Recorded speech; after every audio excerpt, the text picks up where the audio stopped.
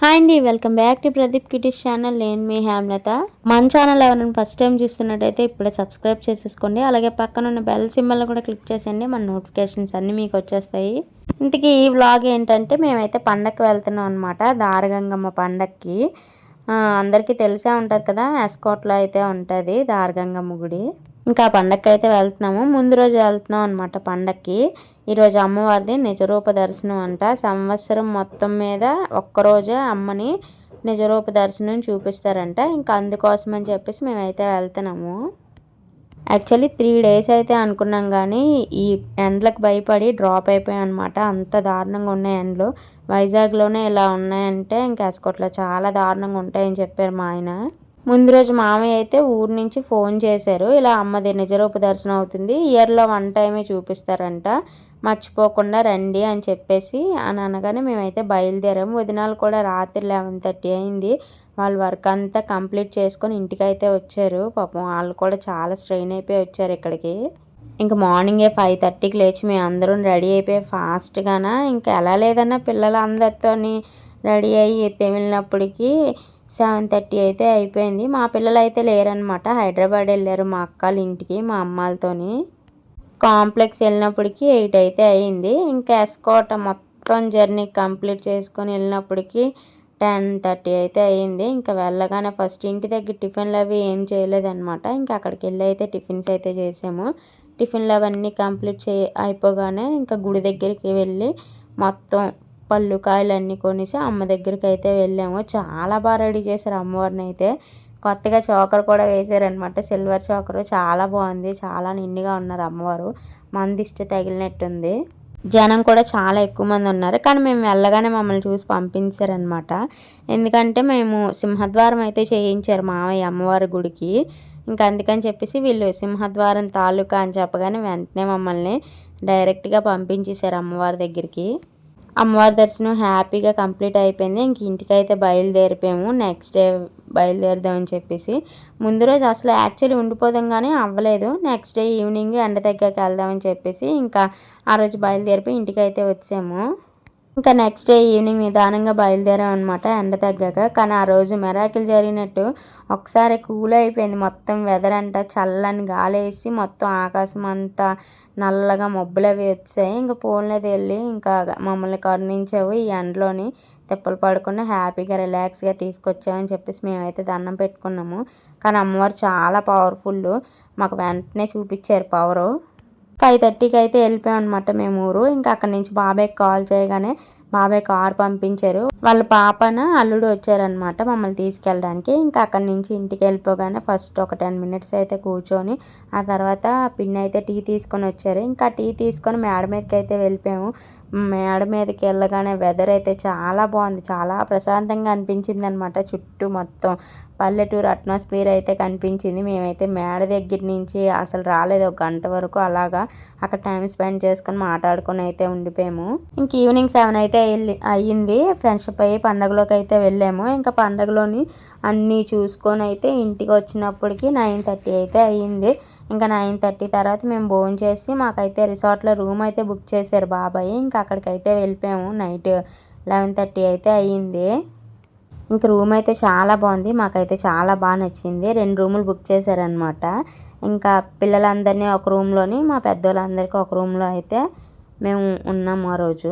Pool కూడా ఉంది అందులో. రిసార్ట్ అంటే కంపల్సరీ పూల్ అయితే ఉంటుంది కదా. ఇంక ఎర్లీ మార్నింగ్ లెగ్గానే మా పిల్లలు అప్పుడే వెయిట్ చేసేస్తున్నారు స్నానాలు చేయడానికి. ముందు రౌండ్ అయితే చేసి వచ్చారనమాట. ఇంక మేము కూడా ఫాస్ట్గాన లెగిసిపోయి పూల్లోని స్నానం అయితే చేసాము. 1 hour 2 hours అయితే స్నానం చేసాము పూల్లోని. టీ కూడా తాగేసాము. చాలా ప్రశాంతంగా అనిపించింది మాకైతే. అసలు బాగుంది చూడడానికి, వ్యూ అంతా చాలా బాగుంది. మేమైతే చాలా హ్యాపీగా ఫీల్ అయ్యాము అందరూన. ఇంకా మా స్నానాలు అన్నీ కంప్లీట్ అయిపోయాక మేమందరం రెడీ అయిపోయి టిఫిన్లు కూడా తీసుకొని వచ్చారు రూమ్కి. బాబాయ్ వాళ్ళ పాపతో పంపించారు. ఇంకా మా టిఫిన్లు అవన్నీ కంప్లీట్ అయిపోయి రూమ్ అయితే 12:30 కల్లా చెక్అవుట్ చేసేయాలంట. ఇంకా మేము ఫాస్ట్గా లగేజ్లు అవన్నీ ప్యాక్ చేసుకొని మొత్తం రూమ్కి లాక్ అది వేసాము. ఇంక ఇప్పుడైతే టైం ఖాళీయే కదా అని చెప్పి కాశీపట్నం సంతకైతే వెళ్దామని చెప్పారు మామయ్య. ఇంకా కాశీపట్నం సంతకైతే బయలుదేరుతున్నాం మేము. యాక్చువల్లీ అక్కడ వైకుంఠగిరి వెంకటరామమూర్తి గుడి ఉంది కదా, అక్కడికైతే వెళ్దాం అనుకున్నాము. కానీ మాకు వెహికల్ సెట్ అవ్వలేదు. ఇంకా అందుకనే అక్కడికి డ్రాప్ అయిపోయాం అనమాట.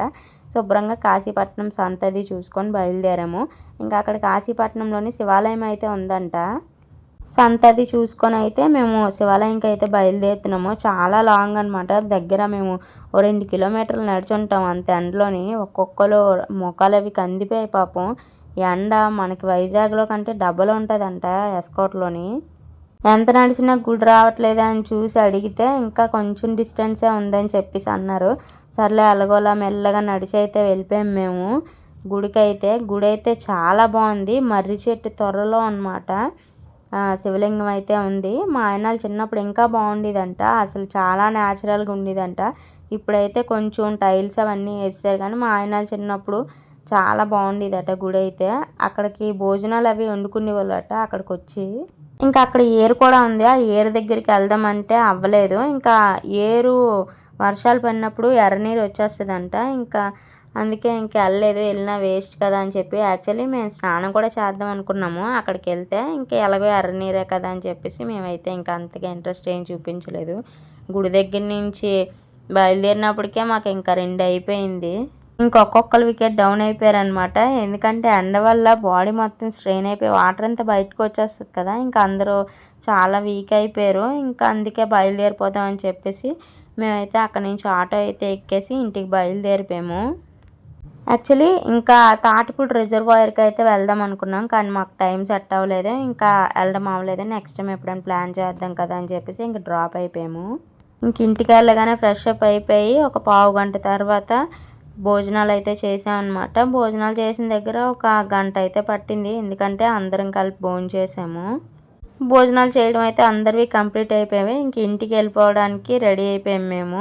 ఎందుకంటే ఇప్పుడు కాంప్లెక్స్ దగ్గర చాలామంది జనం ఉంటారు. ఎందుకంటే అందరూ పండగ చూసుకొని భోజనాలు చేసి అందరూ ఇంటికి రిటర్న్ అయిపోతారు కదా. ఇంకా అందుకే ఒక పావు గంట ఆగి కాంప్లెక్స్కి అయితే వెళ్ళిపోదామని చెప్పేసి ఇంకా మేము తాంబూలం అది తీసుకొని కాంప్లెక్స్కి అయితే వెళ్ళిపోయాము.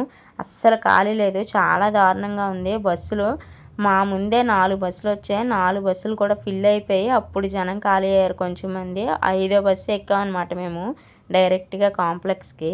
దేవుడి దేవాల బస్సులో సీట్లు కూడా దొరికాయి మాకు. లేదంటే ఈ ఎండకి అలాగా ఇంకా తెలిసిందే కదా, చిరాకుగా ఉంటుంది. అందులో వేడి గాలిపోటు వచ్చేస్తుంది. ఇంకా మాకు సీట్లు దొరకగానే మేమైతే చాలా హ్యాపీ ఫీల్ అయ్యాం.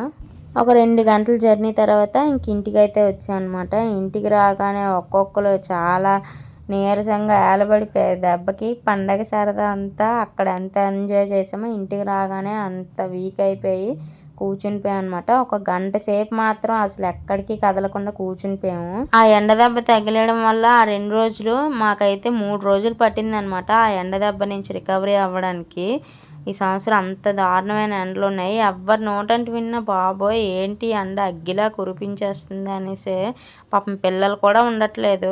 ఏడుపు అనమాట. ఎత్తుకున్నా ఎవరి దగ్గర ఉండట్లేదు. ముందు రోజు పడిన 5 నిమిషాల వర్షానికి ఎండ అయితే మరుసటి రోజు చాలా దారుణంగా కాసింది. సో చూసారు కదా, ఇది ఈ సంవత్సరం మా ఊరు పండగ. వీడియో నచ్చితే లైక్ చేయండి, షేర్ చేయండి, సబ్స్క్రైబ్ చేయండి. Thank you for watching. For more video.